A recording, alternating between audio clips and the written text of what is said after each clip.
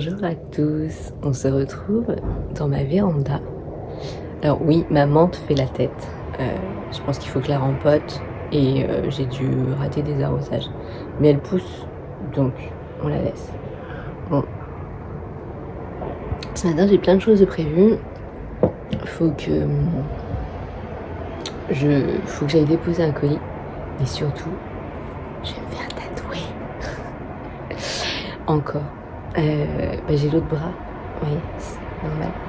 Donc, il faut absolument que je me dépêche parce qu'il est 8h, que j'ai rendez-vous à 10h chez la tatoueuse. Donc, voilà. Je vais essayer de vous embarquer un petit peu avec moi. Oh là, oh là. Oh là là là là, tu t'enflammes, toi. Les coups de stress du matin. Donc, ouais, je vais vous embarquer avec moi. Et puis cet après-midi, je vais bosser beaucoup, je pense. Au-delà des publications, il faut vraiment que je termine mes projets clientes cette semaine. Je pense que je vais mettre un bon coup de bourre. Je vais pas faire de sport aujourd'hui parce qu'en fait, la semaine dernière, j'en ai fait tous les jours. Genre, hier, je suis allée nager. Donc, du coup, j'ai pas eu de jour de repos sportif dans ma semaine. Donc aujourd'hui, ça va être un jour off pour mon corps. Demain, on reprendra. Même si demain aussi j'ai des trucs cool de prévu, donc je vous emmènerai aussi avec moi. Et mercredi, je pense que je vais aller au cinéma voir Les Ensorceleuses 2 parce que c'est son jour de sortie et que voilà, je sens. En plus, c'est fou, vraiment. Cette nuit, pour vous dire, j'ai rêvé que j'étais à Poudlard. Et que on était la nouvelle génération d'élèves et que Harry, Hermione et Ron venaient nous checker, nous dire c'est bon. Et en fait, ça venait, on arrivait à Poudlard après des périples en fait, après des expériences, des aventures. Et donc on était un peu soulagés d'arriver. Très sympa comme rêve, cela dit. Après, j'ai fait beaucoup de passages. Après celui-là, j'ai fait beaucoup de passages. C'était moins drôle. Je me suis retrouvée, j'étais une petite fille, une ado, qui était mise à la porte par ses parents et qui ne savait pas où dormir le soir même et qui cherchait absolument quelqu'un chez qui elle pourrait crécher ce soir-là. Et je sais pas comment elle est partie. Elle m'a pas montré, elle m'a juste montré ça. Fait qu'elle cherchait absolument. Et ça doit se passer dans les années 90 parce que elle était en cours quand elle cherchait quelqu'un chez qui aller dormir. Et les téléphones avec lesquels elle envoyait, c'était un vieux. C'était pas un Nokia, mais c'était un vieux téléphone. Et les ordinateurs sur lesquels il travaillait en cours, c'était avec des écrans cathodiques. C'est peut-être mes souvenirs, mais moi j'avais pas ce téléphone-là. En plus c'est sûr, c'était une petite louloute. Ouais, une jeune fille qui s'est retrouvée à la rue. Des fois les autres histoires sont très cool, hein.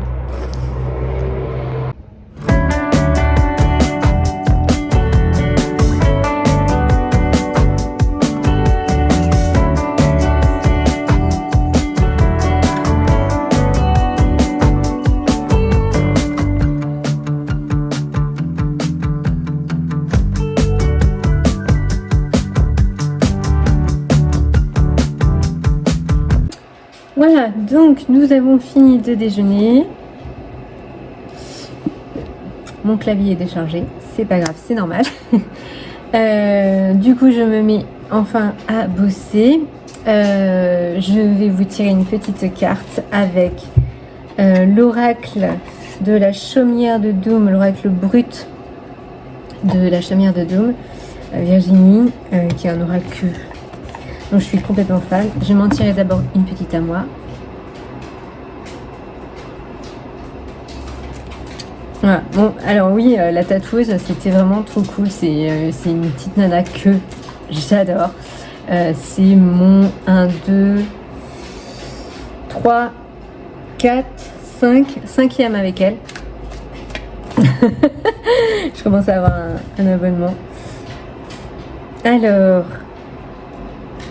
mais pas bordel intérieur, mais pas du sacré sur un truc qui te détruit. Ça veut dire n'accorde pas trop d'importance au truc qui te saoule. Et là, du coup, ouais, ça me parle. Par exemple, je vais penser dans mon relationnel ou à des trucs parfois mon entourage a pu me dire, genre qui sont un peu rabaissants ou dévalorisants, et en fait faut des fois pas y prêter attention, se dire que parfois les gens disent des trucs qu'ils pensent pas, ou même et s'ils le pensent, en tout cas ciao bye bye, c'est pas grave quoi. Mais du coup de pas tourner en boucle sur les accusations qu'on a pu me faire, quelles qu'elles soient, parce qu'en fait je suis quelqu'un, parce que je rentre jamais dans les détails, mais je suis quelqu'un qui s'est beaucoup laissé faire, qui a beaucoup dit oui, a toujours été disponible, gentil, à l'écoute. Je suis toujours, j'ai souvent le rôle de la bonne confidente, de la bonne copine, de la personne chez qui on vient déposer. Et il n'y a pas de problème avec ça. Les 3/4 du temps, ça fait partie de mon fonctionnement. C'est un truc que j'aime faire. Je veux dire, c'est même pas j'aime faire, c'est plus fort que moi. C'est un truc que je dégage. Et je vous dis, même les clients au magasin, ils me disent, mais je comprends pas, je vous raconte ma vie. Je leur dis, il n'y a pas de souci. C'est l'histoire de ma vie, les enfants.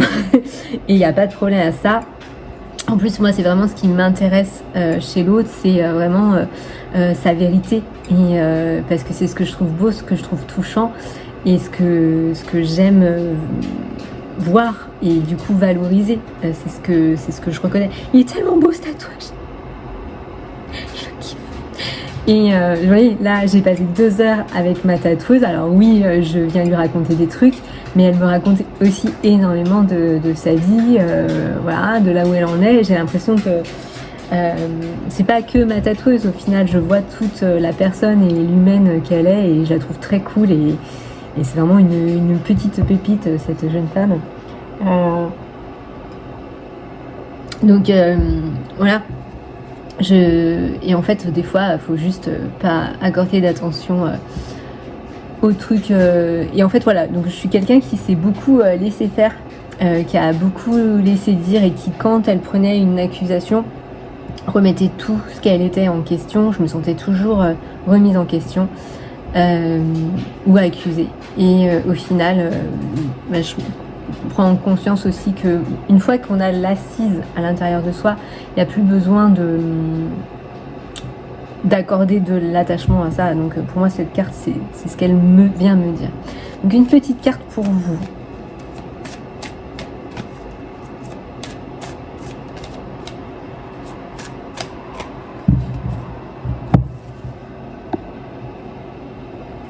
Hop là.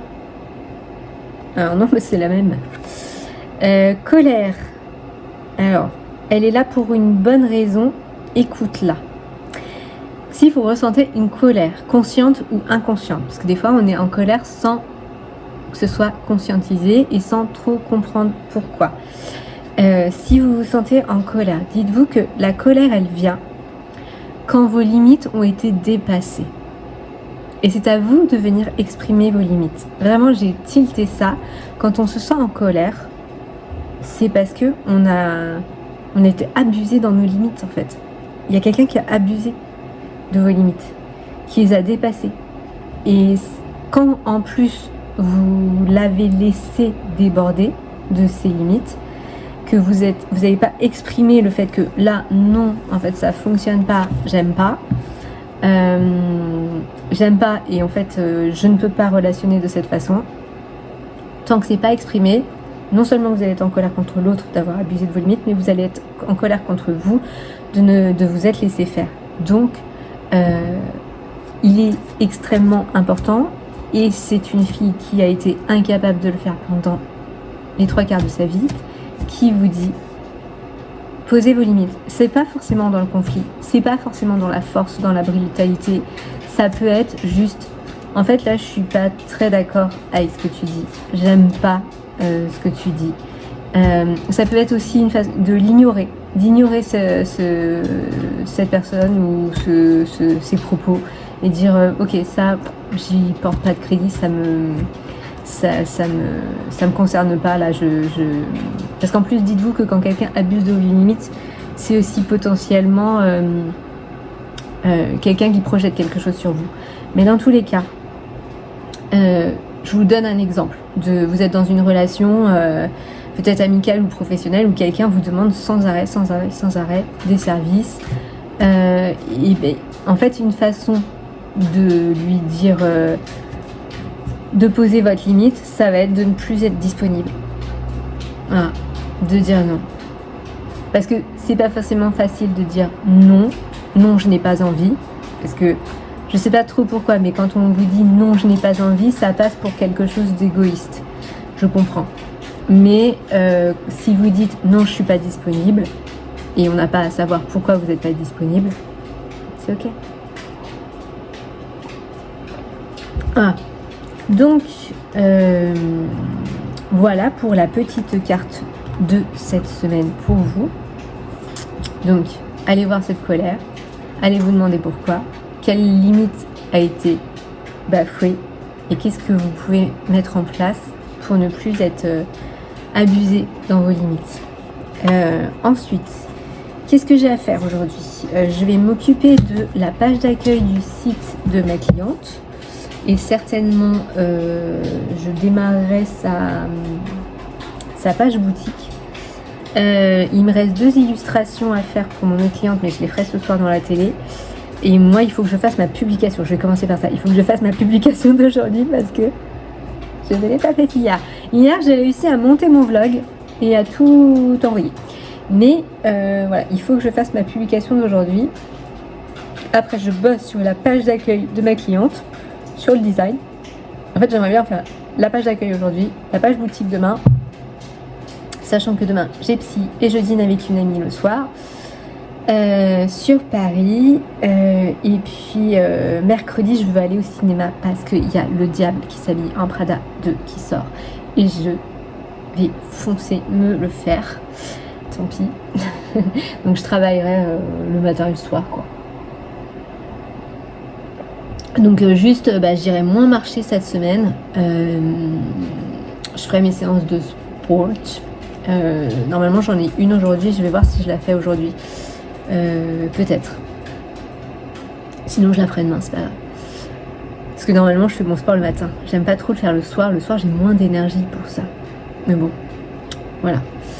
Et puis pareil dans ma routine sport, donc là ma routine elle est ancrée, c'est plus dans le côté complément alimentaire où ce mois-ci je vais essayer de commencer à m'en passer en fait, à arrêter les protes, j'ai arrêté déjà j'ai arrêté les probiotiques et j'ai arrêté, j'avais un truc, c'était un brûle-graisse en fait,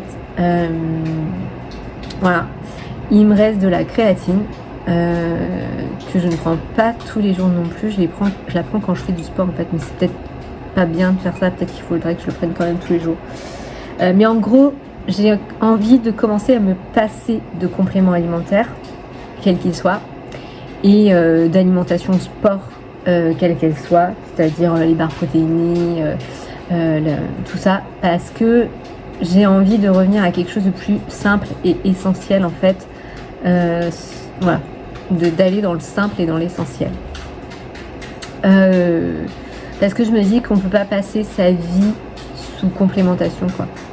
Je sais pas si vous dit. Voilà. Moi je vous fais des bisous, je vais travailler un petit peu, soit je vous retrouve tout à l'heure, soit je vous retrouve demain.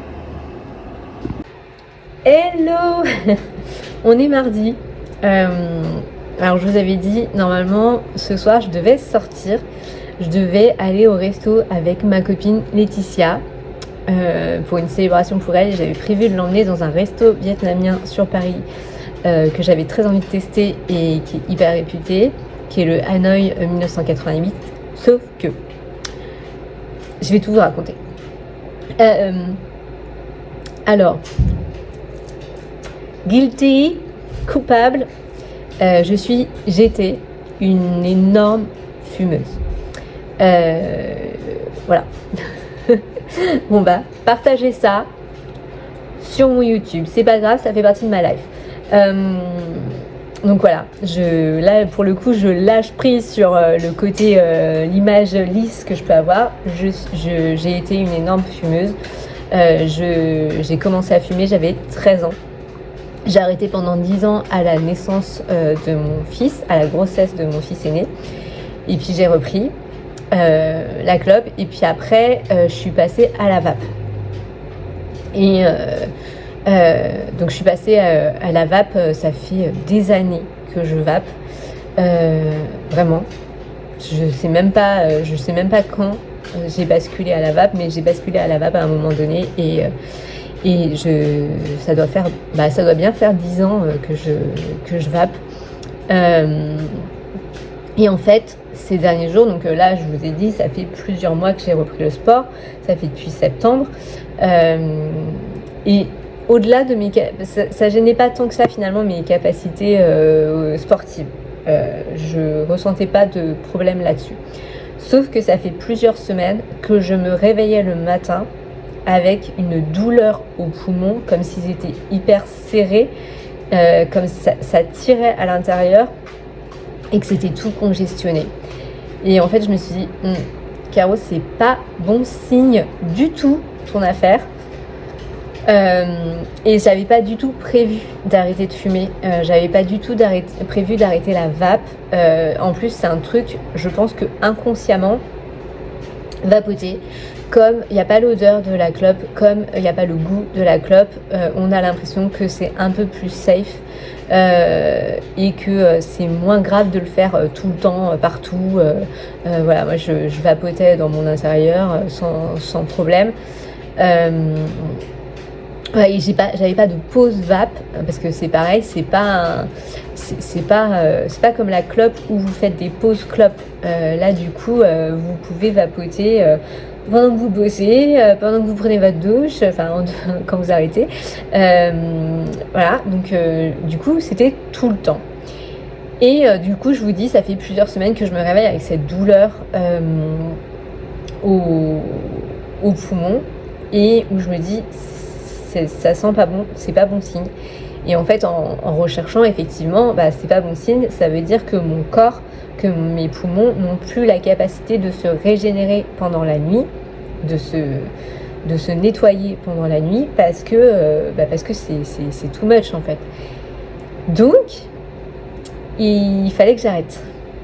Et je le sentais, hein. Et ça fait plusieurs semaines que je dis à mon mec, là, va falloir que j'arrête. Il n'y a pas le choix. Je le sens, va falloir que j'arrête de fumer. Et quand je travaillais au magasin, comme ça me gonflait de m'arrêter de travailler pour aller vapoter, quand je suis au magasin, du coup je prenais des chewing-gums à la nicotine pour passer l'envie, et ça fonctionne. Donc résultat, hier j'ai arrêté de vapoter. Sauf que, tout ça pour vous dire que je ne sors pas finalement ce soir. Bon, je vous remets dans le contexte. Donc voilà, donc j'ai arrêté la vape, donc ça me met, j'ai des patchs. Moi c'est un truc qui fonctionne assez bien sur moi, les substituts de nicotine, parce que c'est là où j'ai le plus d'addiction, même si je me rends bien compte que c'est aussi le geste. Il y a plein de moments quand je sors mon chien, tout ça, où en fait c'était un réflexe quoi. C'est un réflexe chez moi de sortir ma vape, mais bon. Donc hier j'ai arrêté et en fait la semaine dernière, normalement sur ma semaine en termes de routine sportive, je dois avoir 1 ou 2 jours de repos musculaire. C'est capital pour laisser vos muscles souffler et surtout pour la construction, parce que sur ces jours de repos, c'est le moment où vos muscles se construisent. Donc ok, voilà. Et normalement, hier, j'avais prévu d'être en jour de repos, puisque la semaine dernière, je n'ai pas eu de jour de repos du tout. J'ai fait toutes mes séances et soit j'ai été courir et dimanche, j'ai été nager. Donc je m'étais dit, ok, lundi, je ne fais rien. Sauf que lundi, j'arrête de fumer. Et que du coup, à un moment donné, vers 18h, 18h30, je me suis dit, en fait, là, ma cacahuète, si tu restes comme ça, tu vas noyer un des poilus. Donc, va courir, ça va te faire du bien. Je suis allée courir. Alors, effectivement, au niveau de la dépendance clope, c'est génial. Je me sentais vachement mieux. Ça m'a permis de redescendre en tension. Sauf que je ne l'ai pas senti tout de suite, mais j'ai commencé à avoir mal au pied, en dessous du pied. Ouais. Et j'avais un petit peu mal dans la soirée, mais j'arrivais à passer outre. Bon. Et ce matin, je me lève et impossible de poser le pied par terre. Impossible. Et en fait, pour sortir mon chien, j'ai marché sur mon talon et sur le côté de mon pied, quoi. Ce qui est pas ouf. Et je sais exactement où j'ai mal, hein, et du coup, je demande à Jenny, mon amie en cas de soucis médicaux, en tout cas, et il m'explique que, en fait, j'ai une inflammation du ligament de la voûte plantaire, parce que surstimulation musculaire. Et oui, et oui, j'avais pas du tout envisagé ce truc-là. Et du coup, le seul remède, il m'a dit, c'est de masser, de prendre éventuellement un anti-inflammatoire ou de mettre un gel anti-inflammatoire et repos total, ne pas poser le pied au maximum, quoi. Et donc du coup, aujourd'hui, je ne peux pas bouger, donc je ne peux pas marcher. Mais véridiquement, quoi. Donc là, je me suis dit, ce matin, en fait, là, pour aller à Paris, dans les transports et tout, ça va être compliqué de marcher. Donc, il n'y a pas le choix. Du coup, je suis punie. Je reste à la maison. Bon, donc je suis un peu dégoûtée parce que du coup, j'ai dû annuler ma réservation et tout. Donc aujourd'hui, journée boulot. Je vais bosser sur le site de ma cliente. J'ai vachement avancé sur les illustrations qui me restaient pour mon cliente. Je vais terminer la dernière aujourd'hui. Je vais la faire là. Faut que je vois ce que je vais tourner comme réel. Et je pense que je vais faire un petit bilan de mes lectures de développement personnel. Parce que j'en ai fait pas mal ces derniers mois. Je pense qu'il y avait le Jonathan Lehman. Il y avait, et je suis pas sûre de l'avoir présenté, mais il y avait Jonathan Lehman, il y avait le Lise Bourbeau, et il y avait les 4 accords Toltec, où j'avais dit que j'en parlerais, et en fait je ne l'ai pas fait, donc je vais le faire. Je vais tourner un petit réel là-dessus rapidement. Après je vais faire mon illustration. Faut que je me prépare à manger. J'ai du tofu, j'ai des nouilles de konjac, donc je pense que je vais faire ça avec des petits légumes. Je vais vous embarquer en cuisine pour qu'on fasse ça ensemble. Voilà, du coup ce sera mon idée de recette végétarienne de la semaine. Voilà. Et puis je vais vous faire, comme ça je vous ferai le bilan de mes lectures en même temps que je le fais en réel. Je le ferai 2 fois, c'est pas grave. Je suis punie, j'ai pas le droit de sortir. C'est pas grave. Et j'ai pas le droit de faire de sport non plus. Bon, lâcher prise. Aujourd'hui c'est journée lâcher prise, hein. Et alors je vous raconte pas parce que du coup entre le patch à gérer, l'arrêt de la clope, le pied et puis cette beauté à soigner. Non, j'adore, hein, vraiment. Et puis alors là sur la petite robe, je trouve que les tatous ça rend tellement bien. Voilà. Il faudrait que je prenne rendez-vous chez la coiffeuse aussi. Je vais l'appeler. Je vais l'appeler pour prendre un rendez-vous. J'ai oublié le nom de mes coiffeuses. Je crois que c'était Linda pour la coupe. Mais qui était à la colo? Je ne sais plus. Mais je vais prendre rendez-vous pour la semaine prochaine. Comme ça, je vous embarquerai avec moi chez le coiffeur la semaine prochaine. On va refaire la colo. Voilà, on va faire ça. C'est déjà pas mal. Et cet après-midi, j'ai rendez-vous psy. Et puis après, du coup, je bosserai. Et je pense que sur le boulot, je vais essayer de faire Du coup, je vous avais dit la page d'accueil du site sur lequel je suis, et il me restera plus que son shop. Je verrai si je le fais pas demain, son shop, mais je vais m'atteler sur sa page d'accueil. Voilà, oui, je suis en train de mâcher parce que en plus mon mec est trop mignon. Alors mon mec est trop mignon parce qu'il sait, c'est aussi lui aussi un gros fumeur, et en fait il sait ce que ça fait d'arrêter de fumer. Parce que je pense que ce qu'il y a de plus difficile, c'est d'arrêter de fumer quand les gens autour de vous n'ont aucune idée de ce que ça fait. Et du coup, hier, je lui envoie un message en lui disant « Punaise, j'en bave, mon cœur, j'en bave. C'est dur, hein. C'est comme si vous étiez sous tension et dans l'urgence tout le temps, quoi. C'est horrible. Et en même temps, je sais que c'est nécessaire parce que voilà, je peux plus, et je sens en plus dans mon corps à quel point ça fait du bien, quoi. C'est vraiment mieux. C'est vraiment mieux. Donc, ok, ça c'est cool. Et du coup, hier il est rentré, il était en mode je marche sur des œufs, je suis tout mignon, je suis tout choudoudou. Donc je lui dis t'inquiète pas, je prends sur moi et tout, ça va. Mais voilà, il reste tout choudoudou. Et ce matin, je lui raconte que j'ai mal aux pieds et que je peux pas marcher. Mais en fait, je lui dis, en fait, donc quand vous mettez des patchs, le pharmacien me l'a dit et Gemini me l'a confirmé, vous avez quand même des sensations de manque au début assez virulentes. Donc vous pouvez du coup compléter avec ça et ou avec ça. Et en fait, du coup, je lui dis bon, demain je retourne à la pharmacie et je vais m'acheter une boîte de chewing-gum, parce que j'ai les chewing-gums mais ils sont restés au magasin puisque je les laisse là-bas. Et en fait là je lui dis putain, je peux pas marcher. Et il me dit bon, bah, je vais aller te les chercher. Mais à la base il me dit bon, je dois aller au sport donc je vais te les chercher et tu les auras dans 1 heure. Et là je dis d'accord. Et en fait il est revenu, il a fait l'aller-retour, il est allé me chercher, il me les a donné, il est rentré me les donner et puis après il est reparti au sport. Et après bon bah voilà, du coup une vie saine se profile pour moi. Donc ne pas fumer, manger végétarien, faire du sport 1 demi-heure par jour, tous les jours de ma vie.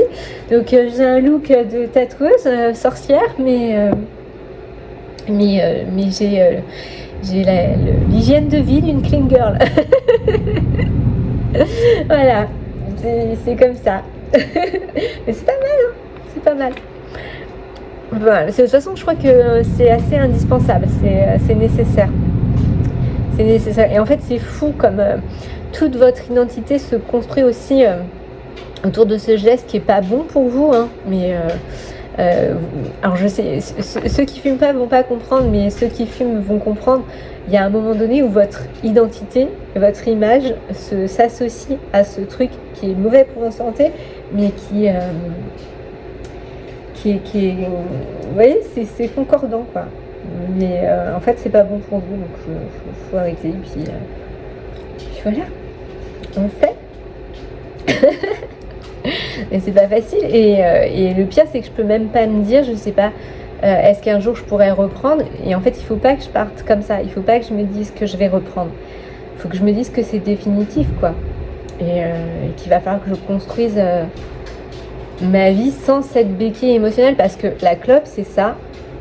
C'est à la fois, ça fait partie de votre identité à un moment donné, c'est un réflexe, une habitude que vous avez tout le temps.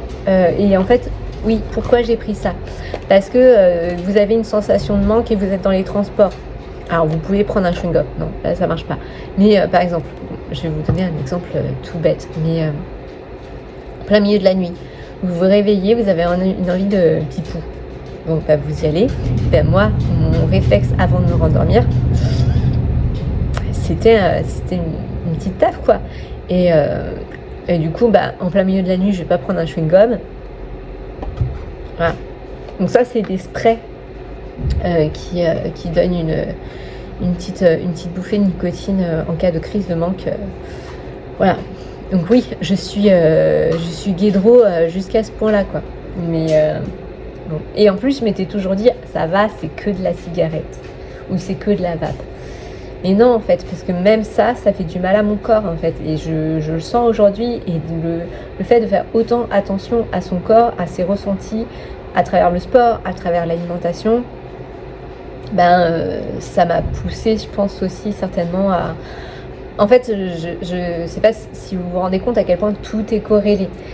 J'ai d'abord travaillé sur mon énergie, puisque moi, faisant des soins énergétiques et travaillant dans l'énergie, j'ai aussi besoin que mon énergie soit clean. Et donc, parce que je ne peux pas transmettre aux autres mes propres trucs. Ça m'a généré le fait de travailler sur moi, donc dans mon esprit. Donc, le fait de travailler dans mon énergie, c'est travailler mon âme, travailler mon émotionnel, mais aussi du coup travailler dans mon esprit, travailler sur moi. Donc là, c'est le travail avec la psy, donc de guérir les blessures, de guérir les traumas, de défaire les conditionnements, inconscients et conscients. Et puis du coup, il y a le fait de travailler physiquement. Il y a le sport, l'alimentation et l'arrêt de toute dépendance. Et en fait, c'est ça qui est fou, c'est que finalement, je travaille mon indépendance et ma liberté à tous les niveaux. Et c'est assez... c'est hyper challengeant. mais voilà. Mais là, il n'y a pas le choix. Donc, en fait, il y a plein de trucs. En fait, je me rends compte que tout se met en place pour travailler mon indépendance et vraiment me libérer de toute la toxicité qu'il pouvait y avoir dans ma vie. Parce que, en fait, dans mon développement personnel, dans mon travail sur moi, dans mon travail de psy, c'est ça qui se travaille. C'est que je suis une personne qui a grandi dans des schémas toxiques, familiaux. Je n'ai connu que ça. Je n'ai connu relationnellement que des schémas toxiques. Quasiment, hein. Parce que c'est pas vrai, j'ai eu des pépites aussi dans ma vie. Et en fait, j'ai grandi dans un environnement familial toxique, parfois violent, psychologiquement ou physiquement. Aujourd'hui, c'est la journée des révélations, les mecs. Et du coup, c'est mon schéma nocif, mais sécuritaire. Ce qui fait que dans ma vie, j'ai passé mon temps à aller rechercher des personnes qui allaient me conforter dans mon schéma toxique, dans un truc qui n'était pas bon pour moi. Je vous prends l'exemple d'amitié. J'ai passé quasiment 20 ans, 25 ans, 30 ans de ma vie dans des relations toxiques amicalement, où des gens me prenaient pour leur larbin, me prenaient à disposition, parce que c'était facile. Caroline, elle disait toujours oui. Caroline, elle était gentille, elle prenait toujours tout sur elle, elle avait toujours la patience pour m'écouter, pour que je puisse déposer. Et moi, quand elle n'allait pas là, j'écoutais vite fait, mais en fait, quand elle va pas bien, quand elle allait vraiment mal, je lui en voulais d'avoir mal. Je lui en voulais d'aller pas bien. Donc ça, c'était mon relationnel amical. Jusqu'au jour où j'ai dit stop, et ça date de cette année et l'année d'avant, où je dis stop, non en fait j'en veux pas en fait. J'en veux pas, en plus au-delà du fait que nous n'avons pas les mêmes valeurs humaines, j'en veux pas. Et qu'il y a eu plein de signes qui me montraient que nous n'avons pas les mêmes valeurs humaines, que nous n'évoluons pas du tout de la même façon. Et c'est pas grave, c'est ton chemin, mais moi j'ai le mien, et du coup ils sont divergents, et c'est pas grave, c'est ok. Et puis il y a eu des gouttes d'eau qui ont fait que non. Voilà, c'est non. Et puis il y a eu amoureusement aussi, où du coup j'ai passé mon temps quasiment à être dans des relations toxiques, mais qui étaient plus ou moins conscientisées par l'autre. Alors, il y en a une clairement, il n'y a pas à chipoter, c'était nocif, violent et toxique à tous les niveaux, même si l'autre n'en a pas conscience. Moi, quelque part, je le savais. Et l'autre, c'était pas toxique volontairement, Mais ça l'était quand même au final. En fait, il y avait une énorme dépendance affective d'un côté comme de l'autre. Et le jour où moi j'ai commencé à me libérer de la dépendance affective, bah, c'est là où ça n'a plus été dans notre relationnel. Et là, j'apprends à construire avec l'autre, à savoir ce qui est normal pour moi ou pas. Ouais, parce que chaque relation, en fait, vient vous faire travailler sur vous, vient vous faire comprendre des choses sur vous, vient vous faire avancer dans votre chemin. Et moi, mon chemin, c'est d'aller vers la liberté et l'indépendance. Donc, c'est vraiment un truc que je suis en train de construire. Comme quand je vous ai dit, je suis déjà en train de parler 20 minutes. Après, je m'arrête. Vraiment, les autres jours de la semaine, je vais essayer de pas trop parler. Mais c'est vraiment... voilà, chaque relation vient vous apporter un truc qui vous fait grandir, qui vous fait évoluer. Et moi, mon travail, quand je vous parle même de mes routines, des routines que je mets en place et qui me sécurisent, qui me font du bien, qui sont de moi à moi, pour moi, auxquelles je n'ai aucun mal à déroger pour être dans le relationnel avec l'autre ou parce que j'ai envie de faire autre chose. Voilà. Vous voyez, techniquement, cette semaine, du coup, je suis pas allée marcher. Cette semaine-là, je peux plus. Je suis pas allée en forêt, je suis pas allée autour du lac. Voilà. Je peux pas. Bon, physiquement, là, je ne peux pas. Mais j'avais prévu un resto. J'avais aucun problème à me prévoir ce resto, qui n'était pas prévu à la base, à déroger de ma routine sportive de marche pour faire ce resto avec ma copine. Voilà, j'ai aucun souci à ça. J'ai envie d'aller voir des spectacles, j'ai aucun problème à changer ma routine pour aller voir ce spectacle. Dans mes routines, je peux les mettre de côté pour pouvoir faire d'autres choses. Pardon. Et du coup, bon voilà. Voilà comment je jongle un peu avec les événements de la vie et tout ça, tout en me disant que ces routines que je mets en place, elles sont pour moi de moi à moi, que je sois seule ou en couple ou en amitié, et je mets en place ces trucs-là parce que c'est ma façon d'être bien, moi, seule avec moi, dans le vide de moi avec moi, dans affronter mon vide, de me retrouver seule avec moi-même. C'est comme ça que je le danse, quoi. C'est en fait c'est ah pardon, il y a le cirque. Voilà, le cirque est passé. Du coup, oui, ces routines que je mets en place, quand je vous ai dit, j'ai switché parce que je me suis rendu compte que il y a à plein d'endroits, je suis seule dans ma journée d'entrepreneuse ou même au magasin. Il y a même plein de moments où je me sens seule, comme si j'avais une sensation de vide et de manque qu'avant j'allais combler en envoyant un message à mon chéri, ou en communiquant avec une copine, ou en remplissant intellectuellement.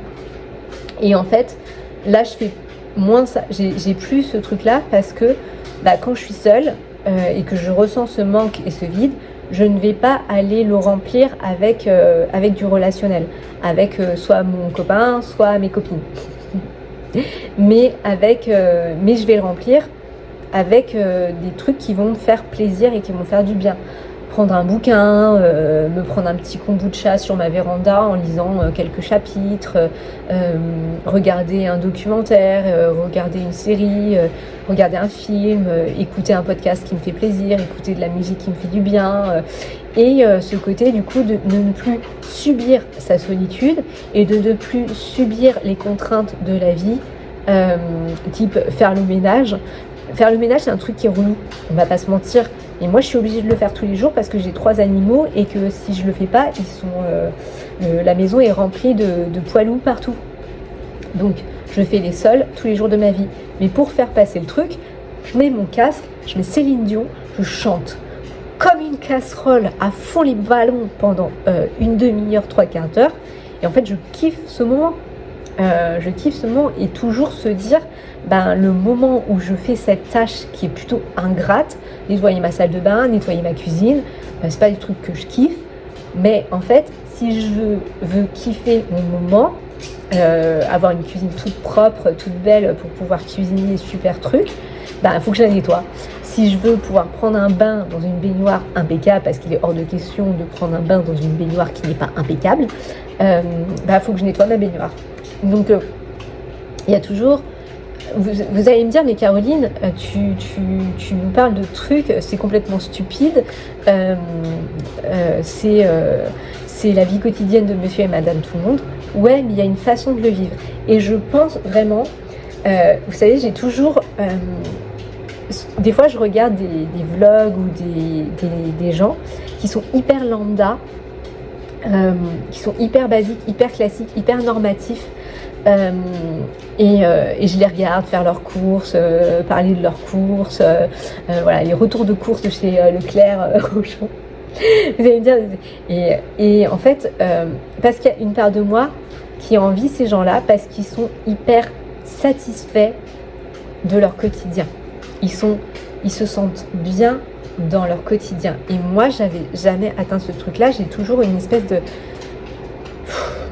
d'insatisfaction, de désintérêt, genre ouais, c'est con, enfin c'est bien, t'as fait les courses chez Leclerc, tout le monde s'en fout. Moi-même, je suis la première de m'en foutre. Et en fait, non, c'est hyper... et en fait, de mettre de la joie, de mettre de la positivité, de mettre du cool, comme je vous dis, mettre de la magie dans le quotidien, de rendre le truc un peu magique, que ce soit en le romantisant ou que ce soit juste en trouvant un moyen de se faire kiffer dedans, c'est pas déconnant du tout. Et du coup voilà. Bon, sur ce, nous allons aller en cuisine, se cuisiner nos petites nouilles de konjac au tofu.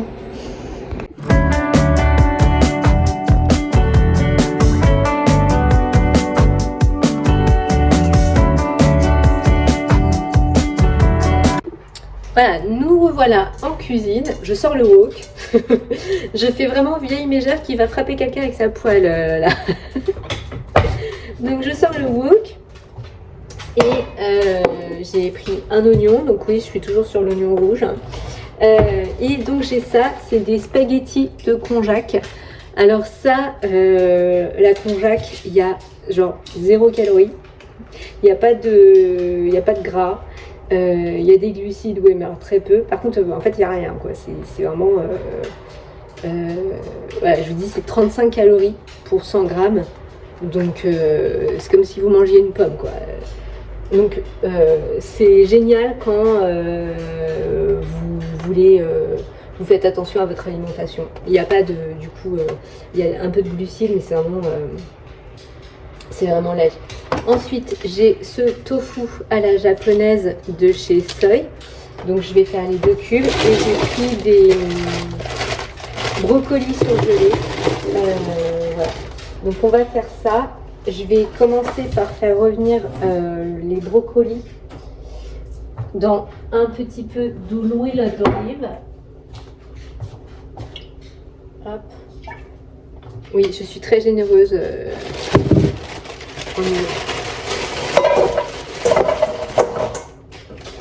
J'en ai beaucoup parce que je vous ai dit, je trouve toujours que dans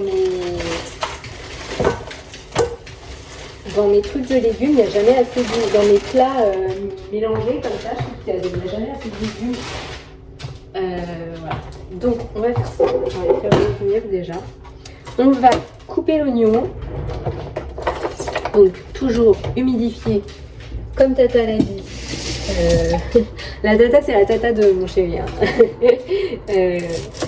Hop, il faudrait que je lui dise un jour que cette technique est la seule qui fonctionne. Parce que bon, j'avais une abonnée qui m'avait dit mets des lunettes de plongée. Oui, mais alors déjà j'ai pas de lunettes de plongée. Et puis je me vois pas faire la cuisine avec mes lunettes de plongée, c'est quand même pas hyper pratique. Je mets déjà pas mes propres lunettes de vue. Voilà, donc on va couper ça. On va couper le... C'est tout bête, hein. Et puis en assaisonnement, je vais mettre sauce soju comme l'autre jour et de l'huile de sésame. Et basta lucette. That's it. Donc c'est vraiment tout bête. Et ça va être trop bon. Et je vais mettre de la coriandre. Toujours. Ah, depuis que j'en ai sur mon balcon, j'en mets partout. Mais c'est vraiment trop cool quoi, d'avoir de la coriandre à volonté comme ça. Hop là.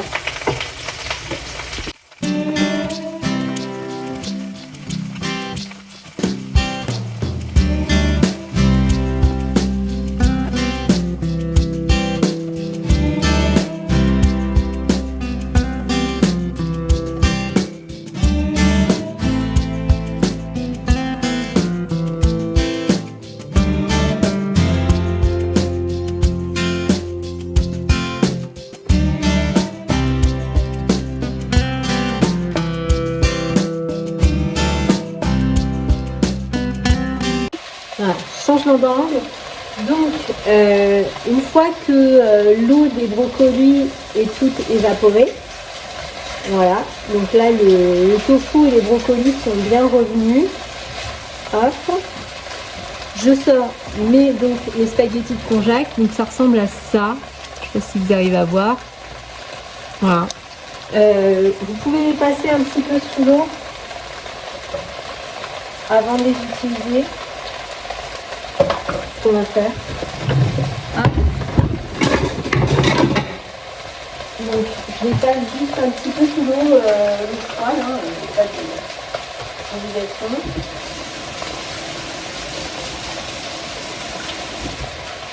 Hop. Il n'y en a pas beaucoup en fait. Donc ça ressemble à ça. Et hop, je vais juste les glisser dans le moule. On va tout remélanger. Ah, ça sent bon. Ça sent bon là, les oignons caramélisés, le tofu aussi. J'ai recoupé un petit peu les brins de céleri pour qu'il y en ait plus. Hop, de là, je vais mettre un bon filet de shoyu, la même que l'autre fois. C'est où le devant?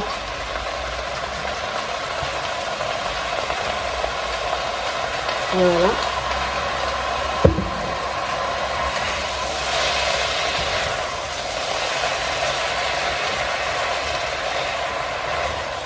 Voilà.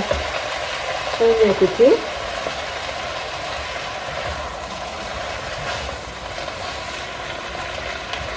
Hop. Je vais baisser le feu et je vais mettre un peu d'ail. Donc moi c'est toujours de l'ail fumé que j'avais eu chez mes parents, mais je crois que c'est ma dernière fête. Donc après, retour à l'ail normal. Mais c'était pas mal, ça a duré super longtemps en plus. Mes parents m'avaient ramené une tresse d'ail fumé comme ça, et c'est vrai que c'est très bon. A priori c'est plein de vertus pour la santé. Il faudrait que je teste l'ail noir aussi. Je sais que j'en vends au magasin et que je n'ai jamais testé. Et que j'ai des clients qui m'en font des retours dithyrambiques. Donc pourquoi pas. Voilà, je vais mettre mon ail et puis je vais rajouter un petit filet d'huile de sésame. C'est la toastée, moi. Et c'est good. Donc sur le balcon, j'ai récupéré un peu de persil frais, un peu de coriandre et j'ai ces petites herbes chinoises qu'on utilise beaucoup dans les bobounes et dans les feux et qui poussent sur mon balcon donc. Et je vais donc ciseler tout ceci et je vais vous montrer ce que ça donne.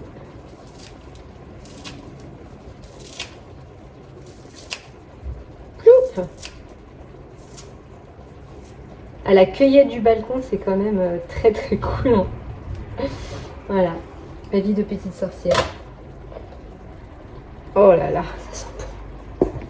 Et voilà, mon déjeuner est prêt. J'ai presque envie de rajouter un peu de cacahuètes dedans. Je vais le faire. Et même, j'ai des graines de sésame. Voilà. Et ça va faire mon déjeuner pour 2-3 jours, je pense. Facile. On est pas mal. Ça m'a l'air fort goûtu. J'ai un peu faim du coup.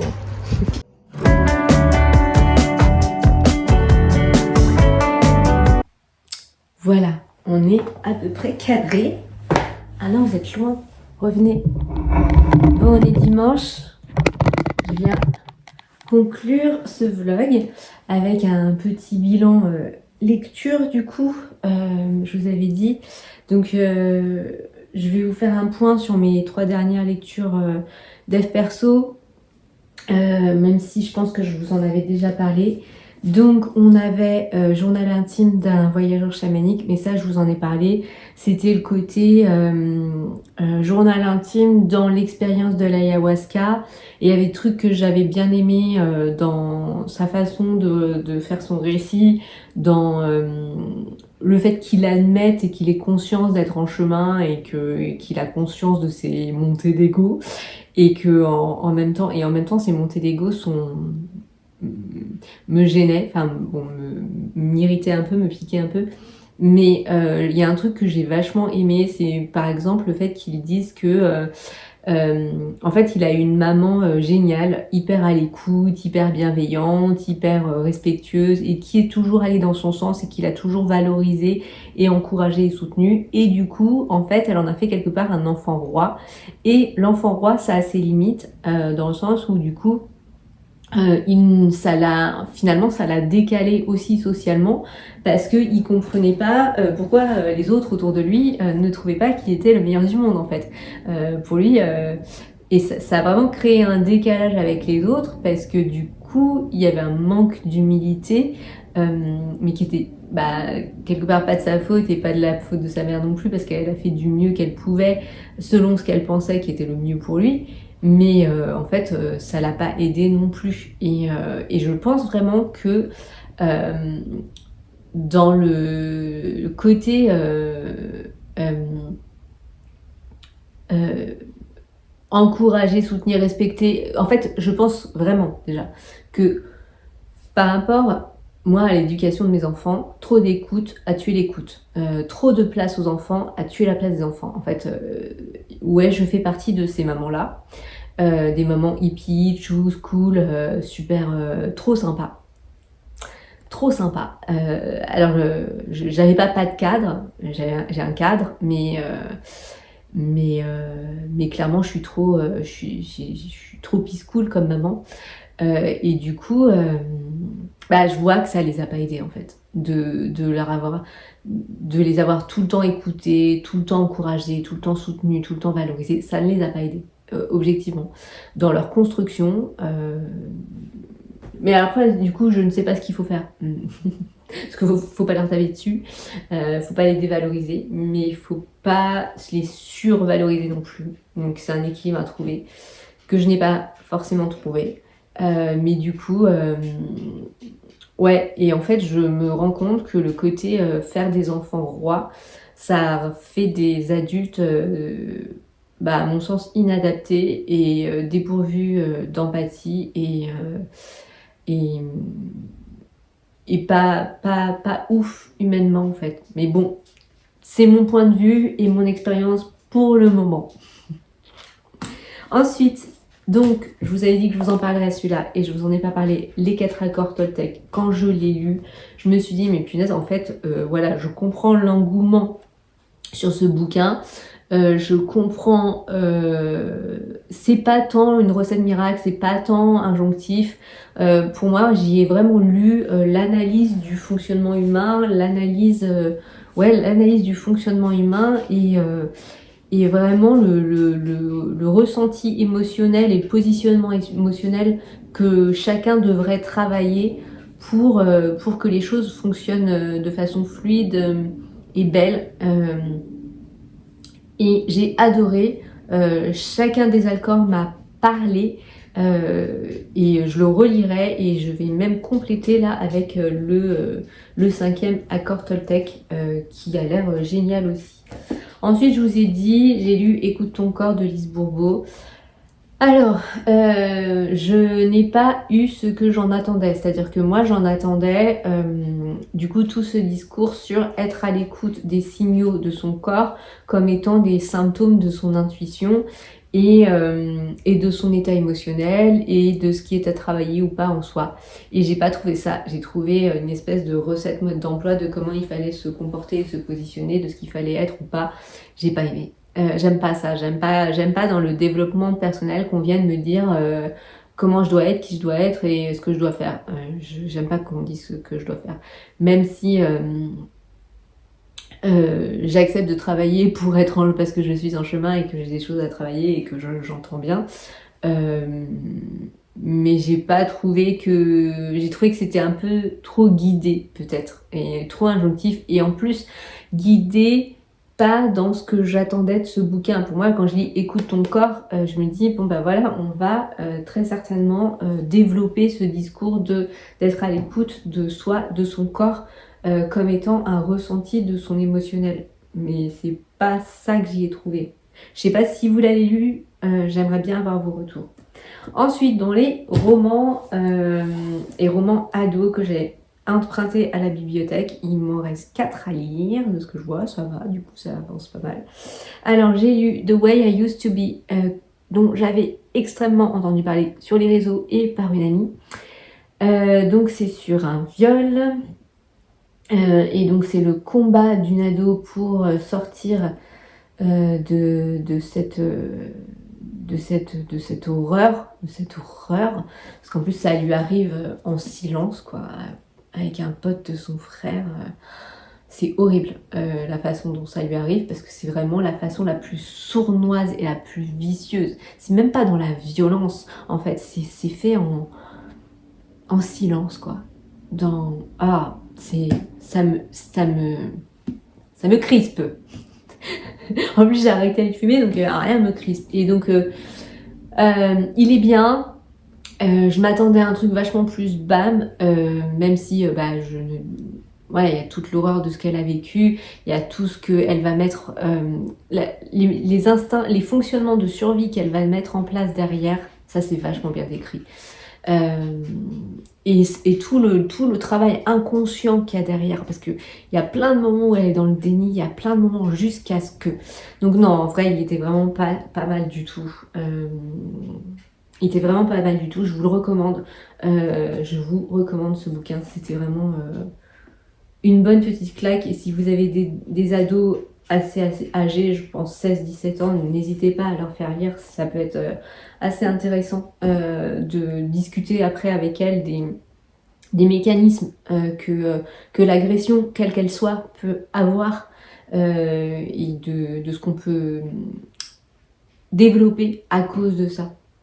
Parce que après, du coup, elle a quand même vachement de mal à relationner, ce qui est normal. Et pourtant, y a des choses qui s'ouvrent à elle, il y a un mec qui arrive à elle et elle va avoir la possibilité et elle va essayer. Mais elle est cassée, elle est brisée, elle est blessée.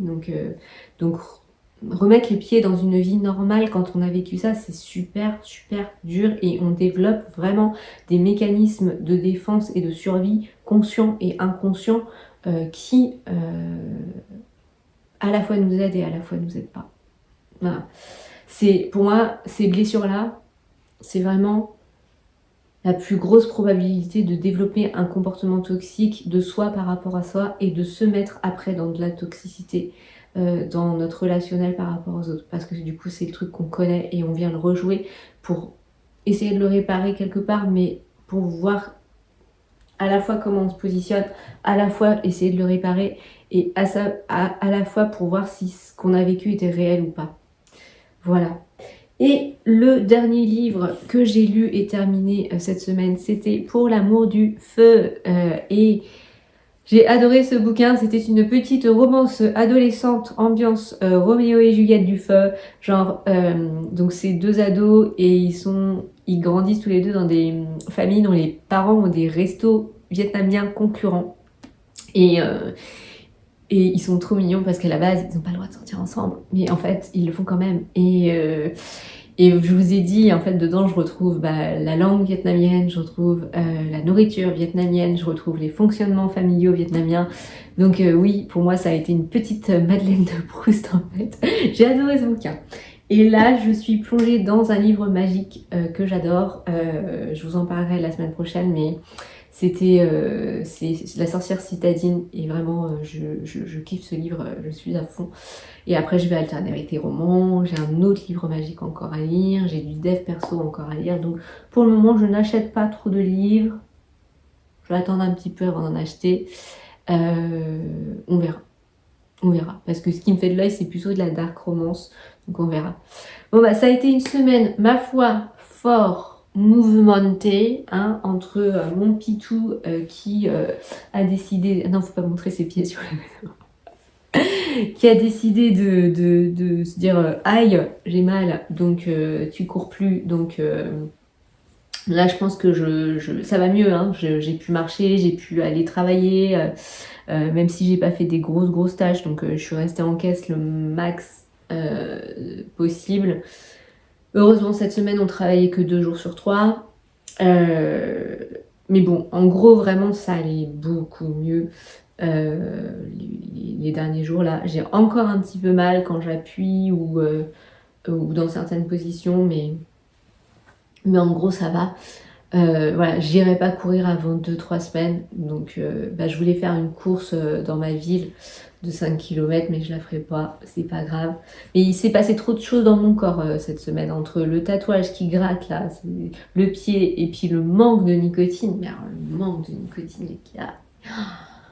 J'aurais pu, je crois que jeudi, je me suis levée, j'aurais pu tuer quelqu'un. C'est vraiment le sevrage de la drogue, et en plus, vraiment, on le dit pas, mais en fait, arrêter la vapote, c'est encore un truc. Même si vous ne mettez pas de nicotine dans votre vapote, vous avez quand même une accoutumance au moins au geste, et vous inhalez quand même des choses. Parce qu'il n'y a pas que de la nicotine dans le liquide, il y a aussi des métaux, il y a aussi plein d'autres cochonneries, et en fait c'est ça qui fait mal à nos petits poumons. Et voilà, et on se dit pas, parce que en plus la vapote, comme c'est pas un truc qu'on allume, qui fait de la fumée en continu, il n'y a pas d'odeur, il n'y a pas de goût, enfin pas désagréable, donc du coup c'est un truc qu'on fait tout le temps. Enfin moi c'était un truc, je l'avais constamment avec moi, c'était ma totote quoi.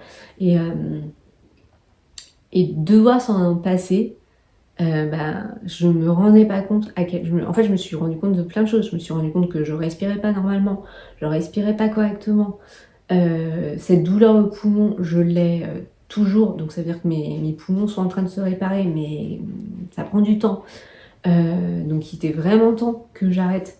Et je me rendais pas compte aussi de l'accoutumance au geste, à quel point je l'avais, à quel point c'était systématique, sortir le chien, sortir du travail, tout le temps quoi, du réveil au coucher. Et ouais. Puis ça je le savais déjà parce que c'est pas la première fois que j'arrête de fumer dans ma vie, mais en fait la clope, c'est une drogue qui est horrible parce qu'elle est accessible, elle est hyper accessible, pas en termes de prix, elle est chère maintenant, mais elle est accessible partout, elle est en vente libre, et puis elle fait pas d'effet. C'est-à-dire qu'elle va pas vous faire planer, elle vous enivre pas, elle vous speed pas, rien du tout en fait. C'est juste en fait une espèce d'habitude de décompression et de béquille émotionnelle. Genre vous êtes stressé, vous êtes en colère, vous êtes triste, une clope. Et c'est se passer de cette béquille qui est hyper particulière quoi. Donc c'est réapprendre à vivre sans cette béquille. Et je disais même sur mon Insta, c'est aussi reconstruire une identité, parce que quand vous avez comme moi passé des années à fumer d'une façon ou d'une autre, vous avez construit presque votre image de vous-même avec ça. Donc maintenant, faut faire ça. Donc c'est tout un truc. Ça a été une sacrée semaine. Mais j'en ressors bien dans mes pompes. Vraiment. Donc cool. Et puis voilà. Du coup, j'espère que ce vlog vous aura plu. N'hésitez pas à vivre ce moment avec moi et à m'écrire. Je suis trop contente de discuter avec vous en commentaire. N'hésitez pas à me laisser un petit pouce et je vous retrouve la semaine prochaine pour un nouveau vlog, une nouvelle aventure. Allez, plein de bisous.